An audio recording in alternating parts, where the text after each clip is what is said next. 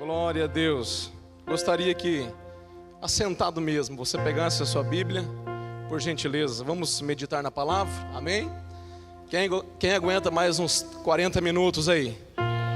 Então vamos lá. Segundo livro dos Reis, capítulo de número 4 e o verso 38. Segundo livro de Reis, ou segundo livro dos Reis, capítulo de número 4 e o verso 38. Enquanto você procura, quero dar um recado à igreja, fazer um convite. Eu sei que você é bastante ocupado, mas amanhã nós teremos aqui um encontro para casais aqui na igreja, às 20 horas. Nós vamos tratar de um tema bastante importante na vida íntima de um casal. Nós vamos tratar aqui sobre o tema sexualidade na vida de um casal. Então, você que é casado e você que tem disponibilidade para estar conosco amanhã, você é o nosso convidado. Nós vamos aqui passar uma ministração muito tremenda, de um homem muito conhecido no meio cristão.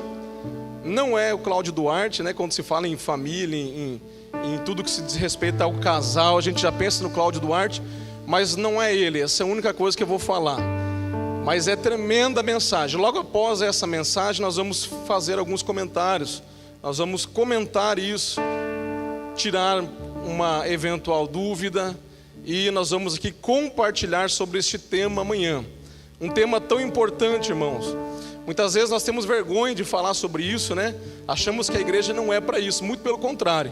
A igreja é para falar de uma das maiores bênçãos, se não a maior, que Deus, o próprio Deus, criou para o desfrute do casal.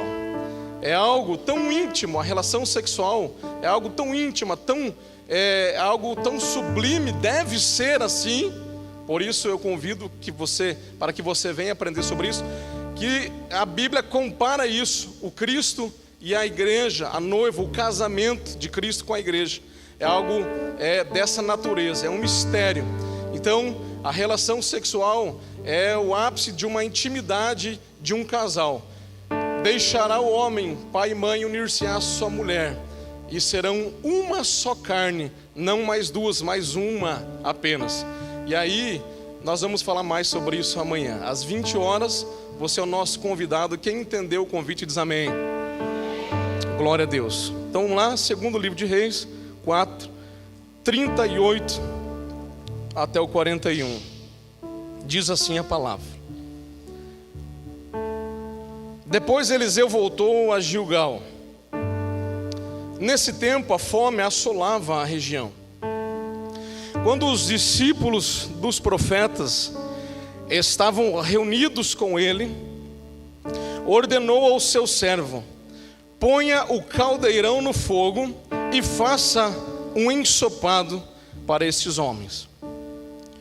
Um deles foi ao campo apanhar legumes e encontrou uma trepadeira.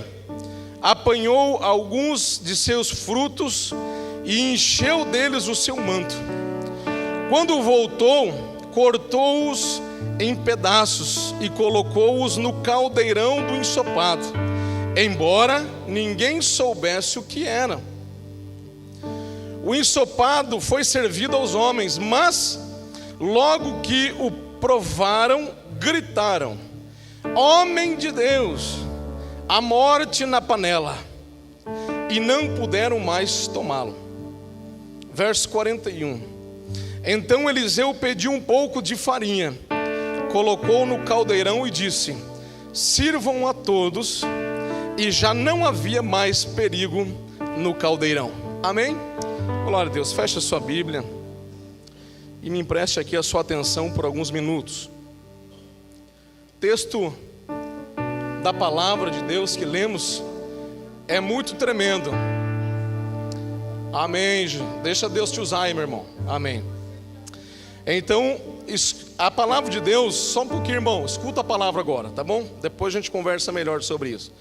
Voltando Eliseu a Gilgal, havia fome naquela terra. Então há um conhecimento já revelado para nós, que havia uma crise muito grande naquele lugar.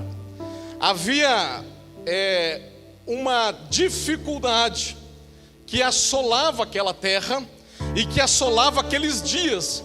Havia um problema ali, havia falta de alimento por toda parte, por toda a região. A fome dominava. E naquele lugar havia uma escola de profetas, na qual Eliseu era o líder. E quando eu vejo aqui já um panorama de fome, eu já consigo compreender um panorama de adversidade. Eu consigo compreender um panorama de dificuldade, um panorama de problema, um panorama onde as coisas não estão bem, onde as coisas não estão como gostaríamos que estivessem. Eu já vejo um panorama de coisas adversas. E talvez alguém entrou aqui neste lugar, ou alguém nos ouve nesta noite, e passa por uma situação como essa. Uma situação de crise, uma situação onde as coisas não estão bem. Porque quando há prosperidade, quando tudo está legal, tudo vai bem, tudo é gostoso, tudo desenrola. Quando as coisas estão de acordo com aquilo que queremos, que esperamos, que planejamos, daquilo que acreditamos, quando as coisas estão encaixadas, as peças estão encaixadas, tudo vai bem. Mas quando não vai dessa forma, algo vai tirar a nossa paz, algo vai trazer para nós uma preocupação. E eu vejo esse momento aqui acontecendo. E o problema aqui não era pequeno, era fome. E você sabe muito bem que eu não sei se tem algum problema maior para o ser humano do que enfrentar a fome. Nós sabemos muito bem que quando nós nos propomos a fazer uma dieta, uma reeducação alimentar, por exemplo, nós sabemos que pela frente vem períodos de fome. Porque não tem como entrar num programa de dieta, de reeducação alimentar e continuar comendo tudo que a gente gosta. Tudo aquilo que é bom ao nosso paladar, né? Não tem como continuar ali comendo aquela saborosa pizza, aquele saboroso lanche, aquele churrasco suculento, aquele refrigerante geladinho. Nós vamos ter que sacrificar, nós vamos ter que, tirar algumas coisas. E nós vamos ter que diminuir quantidades. E nós vamos enfrentar a fome. E aí nós vamos indo bem até que esta fome ela vai batendo contra nós. E fome é algo que vai mexendo na nossa estrutura. Há um ditado nesse meio aí da dieta que não se pode deixar a fome crescer demais, porque senão a gente quer comer até as paredes, joga tudo pro alto.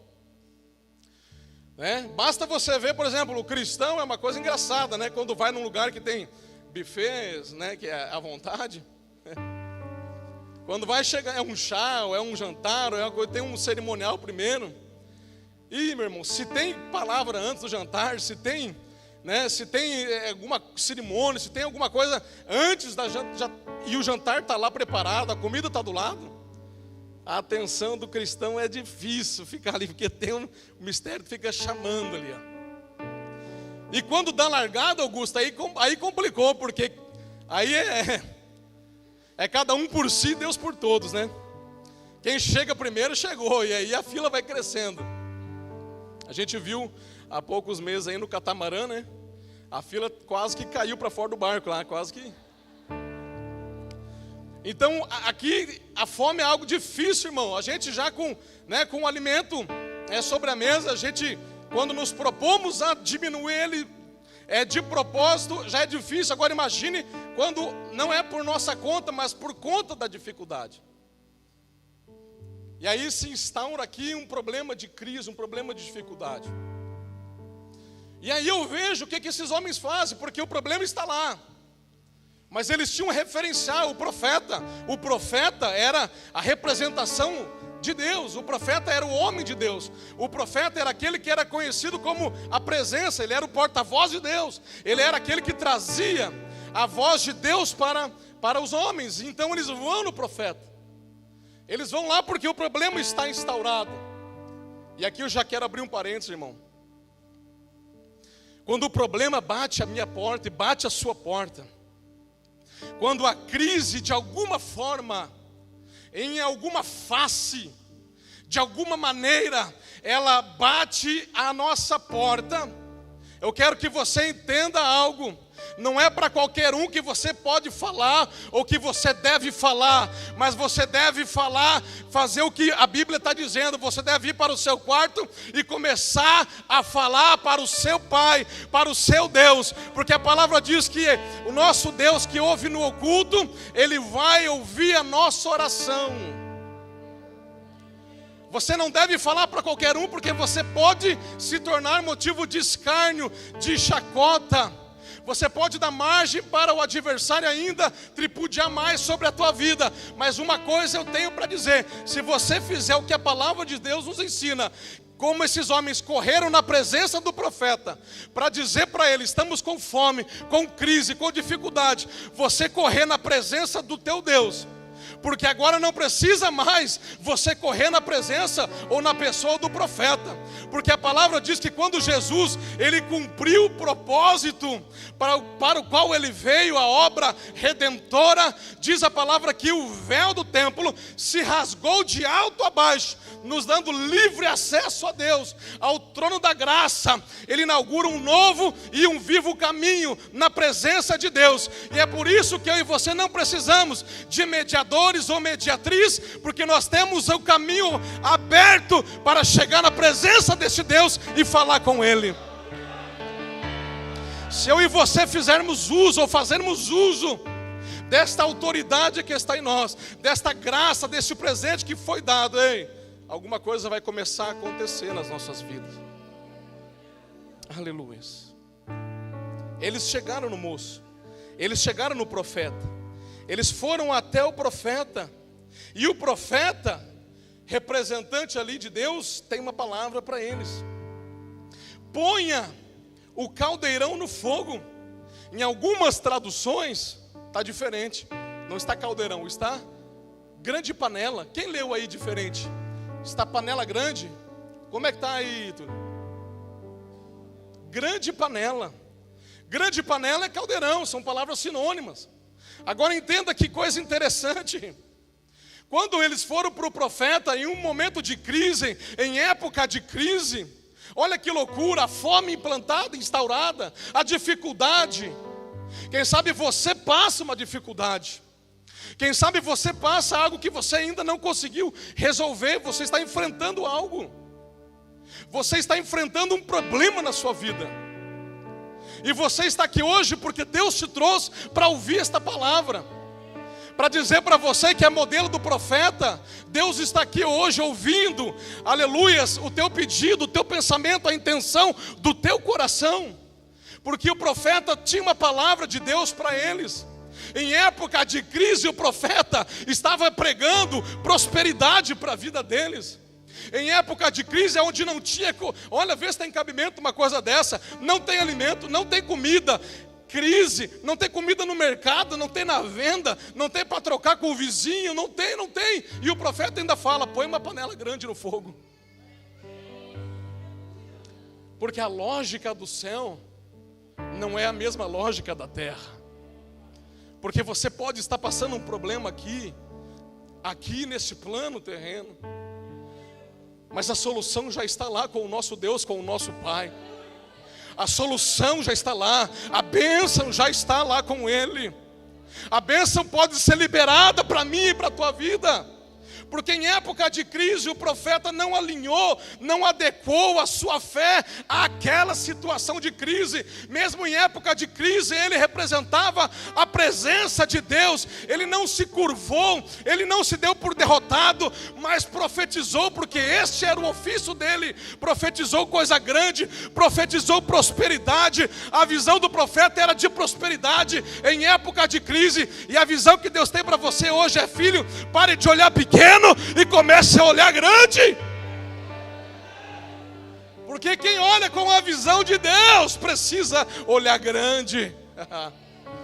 Oh, Narabasuri andarai. Oh, a minha visão é limitada, a sua é limitada, mas a de Deus não é. O que precisamos é aprender mais desse Deus, é acreditar mais o que é impossível, o que seria difícil para este Deus. O Senhor Jesus disse: não há nada impossível para Deus. visão de prosperidade. Eliseu não adequou a sua fé àquela situação. Ele já estava contemplando pela fé o agir de Deus. É isso que eu e você precisamos. Tem dificuldade, tem crise, tem escassez, tem. Mas comece a contemplar pela fé a mudança desse cativeiro. Comece a contemplar pela fé a abundância de Deus chegando, o agir de Deus chegando. Pode ser amanhã. Quem recebe isso aí diz amém. Pode ser amanhã, mas se não for amanhã, pode ser terça, pode ser quarta, pode ser mês que vem. O ano ainda não acabou, pode ser este ano. A hora que Ele quiser, Ele se levanta e Ele faz em nosso favor.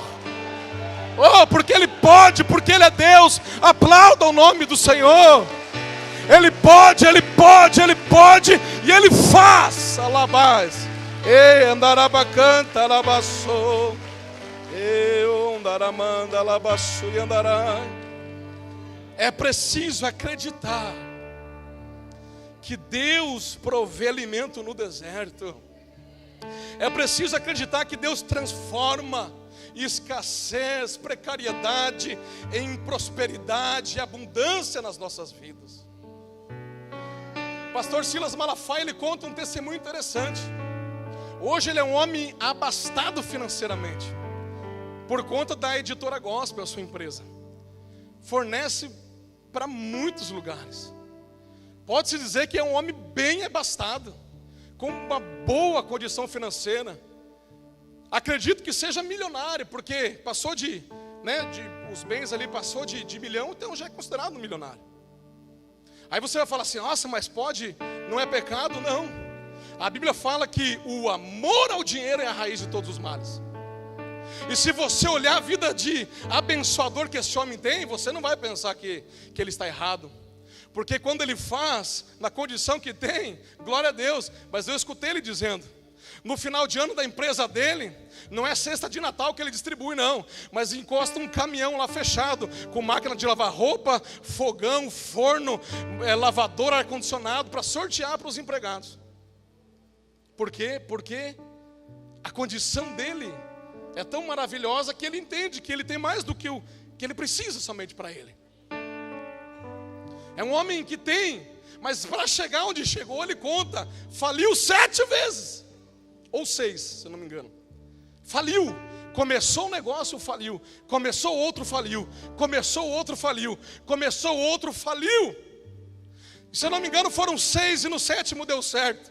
No número da excelência e da perfeição de Deus. Mas em nenhuma das vezes ele se deu por derrotado. Mesmo falido, envergonhado talvez diante dos homens, ele continuava no outro dia, levantava a cabeça e profetizava a prosperidade, olhava com os olhos de Deus e dizia: um dia vai dar certo e eu vou prosperar. Porque ele não queria viver da arrecadação da igreja. Ele pede muito dinheiro sim, mas é para manter o programa na televisão. Mas ele não vive do que entra na igreja, porque ele tem a renda própria dele. Esse era o desejo do coração dele. Em época de crise, nós precisamos ter uma visão de prosperidade, porque para o nosso Deus nada é impossível. Qual é o problema que você enfrenta? É de ordem financeira, material? É de ordem espiritual, emocional? É de ordem psicológica? É de ordem, qual é a ordem do seu problema? O que está tirando a tua paz? O que está tirando? Porque entenda algo: quem quer tirar a tua paz é o adversário. Tudo que ele quer é tirar a tua paz. A Bíblia fala que aquele que é de Deus, o inimigo não toca. Aquele que é de Deus, aquele que é nascido no Senhor, nascido de Deus, nova criatura, está na posição com Deus, o inimigo não lhe toca. E Pedro vai dizer que o adversário está ao derredor, bramando como um leão, buscando a quem possa tragar. Ele busca uma oportunidade. Ele está ao derredor, porque eu creio que ao redor está acampado o anjo do Senhor. Ele sabe que não pode. Eu e você somos tesouro de Deus, fomos comprados, diz a palavra. não por ouro nem prata, nem nada perecível, mas pelo preço do sangue, o sangue carmesim, o sangue que verteu na cruz do Calvário. É preço inigualável, incomparável, impagável. Ele nos adquiriu com esse sangue. Ele tem ciúmes de nós. Tiago diz, Tiago capítulo 4, adúlteros, não sabeis vós que a amizade com o mundo é inimizade contra Deus? Não sabeis vós que o Espírito que em vós habita tem ciúmes de vós? Decanta, labassuri andarai, nerabassou. Ele tem ciúme de mim, tem ciúme de você. Ele anela, ele zela pela nossa intimidade e o nosso relacionamento. Aleluias.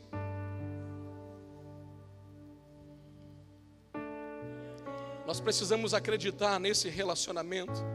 Esse sangue nos comprou, esse sangue nos deu por propriedade agora dele. Ele cuida. Você não vai perecer neste momento de dificuldade, você não vai perecer. E o texto ele segue dizendo algo interessante. Visão de prosperidade o profeta teve. Ele vai dizer: põe o caldeirão no fogo e faça um ensopado para esses homens.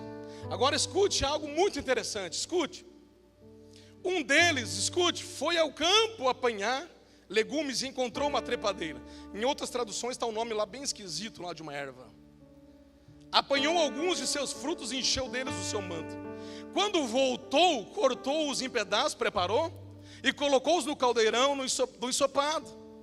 Embora ninguém soubesse o que era. Erva venenosa, fruto venenoso, foi colocado em um caldeirão com coisa boa. Uma coisa venenosa, uma coisa ruim, para estragar todo aquele caldeirão, foi colocado ali dentro. Mas disse o texto que eles não sabiam o que era, ou seja, foi sem querer. Foi sem querer que eles envenenaram o caldeirão. Foi sem querer que eles fizeram algo que prejudica ou que prejudicaria, que fizeram maldade ou fizeram mal por falta de conhecimento. Por falta de conhecimento colheram as ervas venenosas e colocaram na panela. Por falta de conhecimento quase levaram todos à morte, à destruição. Por falta de conhecimento, diz o Senhor, o meu povo tem sido levado à destruição. Muitos perecem, disse o profeta Oséias, muitos perecem e têm perecido. O meu povo foi destruído porque lhe faltou o conhecimento. Foi sem querer. Foi sem querer que eu agredi verbalmente, talvez, a minha esposa, o meu cônjuge. Eu não queria agredi-la, eu não queria magoá-la, eu não queria magoá-lo, eu não queria agredi-lo, foi sem querer. Eu falei, quando eu vi, falei, mas magoou, mas ofendeu. Quando eu vi, eu fiz aquela atitude. Eu não queria falar daquele jeito para o meu pai, ou para minha mãe, ou para o meu filho, para minha filha. Eu não queria, foi sem querer. Mas você falou e o mal aconteceu, o mal entrou. Foi sem querer que eu desobedeci o meu patrão. Foi sem querer que eu desrespeitei a hierarquia da minha empresa. Foi sem, eu não queria, mas você desrespeitou. E é por isso que vai colher consequências. É por isso que foi mandado embora. É por isso que foi repreendido. É por isso que foi penalizado. Porque tem uma coisa interessante, irmãos, no Código de Trânsito. Quem aqui já recebeu uma multa na vida? Levanta sua mão, deixa eu ver. Não minta, hein? Tem gente que nunca recebeu. Não deve ter carro. Tem uma coisa interessante, não só no Código de Trânsito, no Código Penal, no Código Civil, enfim. Não sou advogado, mas estou falando assim por conhecimento empírico, popular, geral, genérico. E você comete lá uma infração de trânsito, você avança o sinal vermelho, por exemplo, e aí você é multado, o agente está lá e caneteia. Aí chega em casa, correspondência para você. Aí você recebe e você vai lá no órgão de trânsito, porque você quer entrar com recurso. Mas no teu recurso você vai dizer o seguinte: eu quero que tire a multa porque eu não sabia que não podia avançar o sinal vermelho. Eu não sabia que não podia estacionar naquela vaga que está marcada lá, vaga de idoso, mas eu sou idoso, eu tenho mais de 60, mas não tem a credencial para pôr no console. E você acha que por ter 60 pode? Não, tem que ter 60 ou mais e a credencial em cima. Mas você acha, aí você vai alegar a ignorância, você vai alegar que não sabia, e eu vou dizer para você o quê? Vai funcionar ou não vai? Não vai funcionar, porque no próprio Código de Trânsito vai dizer que não se pode alegar ignorância, porque estão lá todas as regras e as normas, e para você adquirir a bendita CNH, né, Carteira Nacional de Habilitação, você tem que passar pela escola, pela autoescola, e você tem que aprender, faz prova e tudo mais. Então não adianta. O que está acontecendo aqui? O profeta deu a ordem, deu o caminho, vai buscar umas plantas, o que você achar e traga. Ele não falou busque tal, A, B ou C, mas eles foram e buscaram uma que não podia. Você está entendendo? Deus muitas vezes Ele nos dá a direção, Ele nos dá a sua palavra, mas nós, porque não nos aprofundamos no conhecimento desse Deus e do seu conselho, nós estamos errando, estamos sendo destruídos. Sem querer eu ofendo, eu machuco, eu peco, eu transgrido a lei, eu entristeço o Espírito Santo, eu não queria. Foi sem querer, mas ofendeu. Falando em política, o pastor dizia, sem querer nós elegemos maus governantes. Sem querer, não era minha intenção, mas então avalie o seu candidato. Então conheça o seu partido, entenda para que lado você deve ir, porque recentemente saiu na mídia uma publicação de um deputado federal de esquerda, socialista, comunista. Vou ser bem claro aqui. Ele dizendo assim: a Bíblia é uma palhaçada, os que acreditam nela são palhaços, e as igrejas são circos. E aí, quando nós não conhecemos a ideologia, o que eles acreditam, o que eles querem, que é acabar, porque eles não conhecem a Deus. Na visão deles, eles conhecem religião, e a religião é como uma droga que mantém o povo cativo. Eles acham que você está aqui obrigado, porque há uma lavagem cerebral em você, para você estar aqui obedecendo tudo que o pastor fala. Não, é porque eles não conhecem o Deus vivo da palavra de Deus. É porque eles não tiveram nunca um encontro com Jesus de Nazaré. É porque eles não sabem que não é religião que nós estamos atrás, mas nós estamos atrás de uma pessoa que disse: eu sou o caminho, a verdade e a vida, e ninguém vem ao Pai senão por mim.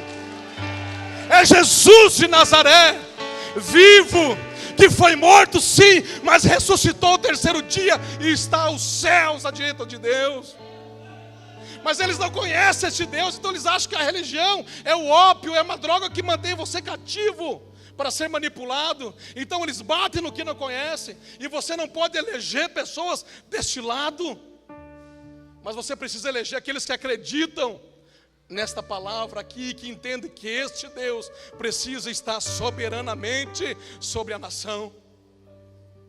Eu não vou aprofundar, mas é isso aí. Complementando, sem querer nós elegemos maus políticos, sem querer nós afundamos ainda mais a nação. Sem querer muita coisa ruim acontece, irmão. Sem querer. Eles não queriam. Mas se eu faço sem querer, pastor Carlos, então eu estou isento. Não está, porque a palavra está aqui, ó. E Jesus disse nos seus dias: eu não estou aqui para julgá-los, mas as palavras que eu tenho dito vos julgará. Haverá um dia em que seremos julgados. Haverá um dia que as nossas obras serão mostradas, serão avaliadas, haverá um tribunal. Obras serão queimadas ali para ver se resistem ao fogo. Haverá um dia que seremos recompensados pelas obras. Haverá. Haverá um dia que nosso joelho se dobrará, mas nós já estamos acostumados. O problema vai ser com aqueles que dizem que não se dobram a esse Deus, e a palavra está dizendo: todo joelho se dobrará, e toda língua confessará que Jesus é o Senhor. Queiram ou não queiram, vai acontecer. Mas nós precisamos abrir os olhos. E o texto vai dizer que eles fizeram aquilo sem querer. Aleluias. Eles colocaram ali e ninguém sabia o que era. Aí disse assim: o ensopado foi servido aos homens, mas logo que o provaram, gritaram: homem de Deus, a morte na panela, e não puderam mais tomá-lo. Glória a Deus por isso aqui, porque eu entendo que há tempo oportuno de nós termos discernimento, e que quando estamos fazendo errado, ainda que sem querer, há tempo de nós pararmos e gritarmos para Deus: Senhor. É um grito de entendimento, é um grito de confissão, é um grito dizendo para Deus: Senhor, tem morte aqui na minha panela, mas Pai, eu não vou comer este veneno. Senhor, socorre a minha vida. Alguém precisa estar discernindo a voz de Deus. Alguém precisa ser espiritual na nossa casa, na nossa vida. Senão todos nós, alguém precisa estar ligado. Porque o veneno é colocado muitas vezes sem querer, mas nós podemos entender que há veneno e gritar: não comam, porque há morte na panela. Alá mandará suri andarai. É tempo de gritar. Homens e mulheres de Deus, de gritar contra o mal, porque o mal está entrando. O mal está entrando na panela dos nossos lares. O mal está entrando pela televisão, por programas, por internet, por influência mundana. E eu não estou dizendo aqui para nós sermos aqui bitolados e alienados de não assistir TV, não. Mas nós temos que andar discernindo os tempos. Nós temos que discernir as músicas, discernir os programas. Ei pai, ei mãe, cuidado. Cuidado com aquilo que os nossos filhos assistem, porque os olhos são as janelas da alma, os ouvidos, e por ali vai entrando toda sorte de impureza e vai escravizando as nossas crianças precocemente numa vida, aleluia, numa vida que não é para elas. Cuidado. O veneno está entrando nas nossas igrejas pelo falso ensino, pela falta de cuidado com a palavra, pela falta de cuidado com o estudo, com o exame dela. Quando eu falo nossas igrejas, eu falo igreja evangélica no geral, porque Jesus não tem denominações, Ele tem uma igreja só. Nós somos um corpo, uma igreja só. É preciso que profetas de Deus se levantem, clamem, gritem a Deus, denunciem o mal, peçam socorro. Senhor, como eu faço? Direção e estratégia. Como eu posso encaminhar minha criança, meu jovem, meu adolescente? Como eu posso caminhar neste mundo? Como eu posso escapar deste veneno? Senhor, é hora de gritar, é hora de clamar. Porque